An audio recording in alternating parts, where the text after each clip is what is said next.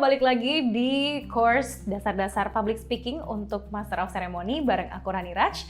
Dan kita akan melanjutkan video sebelumnya tentang komunikasi. Kalau tadi kita sudah bahas apa yang dimaksud komunikasi dan juga tujuan dari komunikasi dan kenapa manusia melakukan komunikasi. Sekarang kita akan lebih membahas terkait dengan prinsip komunikasi efektif. Maksudnya di sini adalah kira-kira standarnya itu komunikasi yang baik itu seperti apa sih? Kita bisa dikatakan telah melakukan komunikasi yang baik ketika kita mencapai apa sih? Nah, ini akan kita pelajari ya. Nah, kalau menurut Spitzer dan juga Kupak di tahun 1989, communication competence is most often understood as achieving a successful balance between effectiveness and appropriateness. Maksudnya apa di sini? Jadi dia bilang kalau sebuah komunikasi itu sudah dikatakan kompeten atau baik ketika sudah mendapatkan keseimbangan atau dapetin dua-duanya nih ya, antara effectiveness dan juga appropriateness. Jadi efektivitas dan juga kelayakan.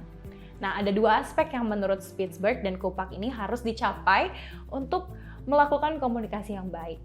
Maksudnya efektif itu apa dan appropriate itu apa? Kita akan bahas di slide selanjutnya. Nah, komunikasi itu dikatakan sudah efektif apabila tujuan dari interaksi yang kita lakukan itu sudah tercapai. Jadi misalnya kalau si A dan B ini berkomunikasi, si A mau ngirim sinyal 1, 2, 3 ke B. B menerimanya 1, 2, 3, tandanya komunikasinya sudah efektif. Bahwa pesan yang ingin disampaikan oleh A ke B itu sampai sebagaimana mestinya. Lain ceritanya, misalnya A mau kirim 1, 2, 3 ya, sinyal 1, 2, 3. Tiba-tiba B menerimanya 4, 5, 6. Berarti komunikasinya tidak efektif, karena pesan yang ingin disampaikan oleh A ke B itu tidak sampai sebagaimana mestinya. Itu baru kita katakan efektif. Nah, yang kedua tadi ada kata appropriateness atau layak. Kira-kira seperti apa sih komunikasi dikatakan sudah layak? Nah, ketika cara yang kita lakukan sesuai dengan ekspektasi atau standar sosial tertentu.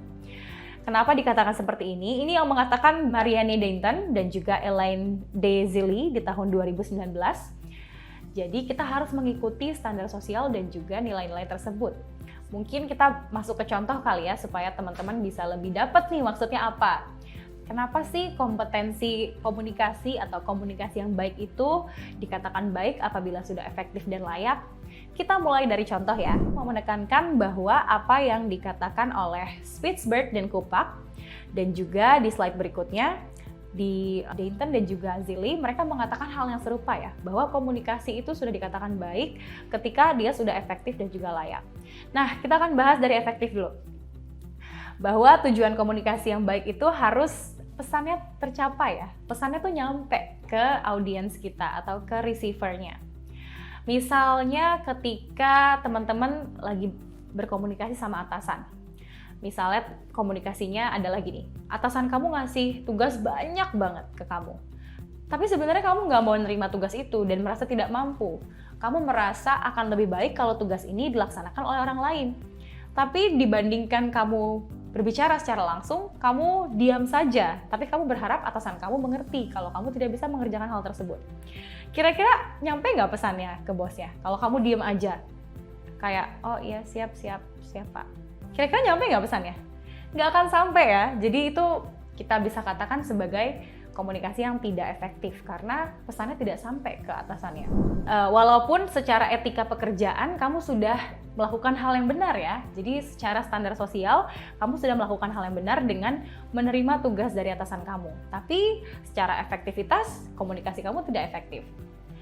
Selanjutnya, contoh kedua, misalnya apakah sudah layak atau tidak. Contoh misalnya ada suami istri lagi berada di sebuah ruangan, lalu suaminya ingin minta tolong diambilkan air putih, tapi suaminya ngomong, ambil minum dong, dengan nada kasar. Lalu istrinya mengambilkan minum, berarti secara efektif tidak? Efektif ya, karena toh pesannya sampai ke si istri, bahwa si suami ingin diambilkan minum. Tapi secara kelayakan, apakah layak menyampaikan komunikasi seperti itu? Tentu tidak ya, jadi ini menurut Dayton dan juga tadi Spitzer dan Kupak, bahwa komunikasi yang baik itu harus mencakup kedua hal ini, jadi efektif dan layak.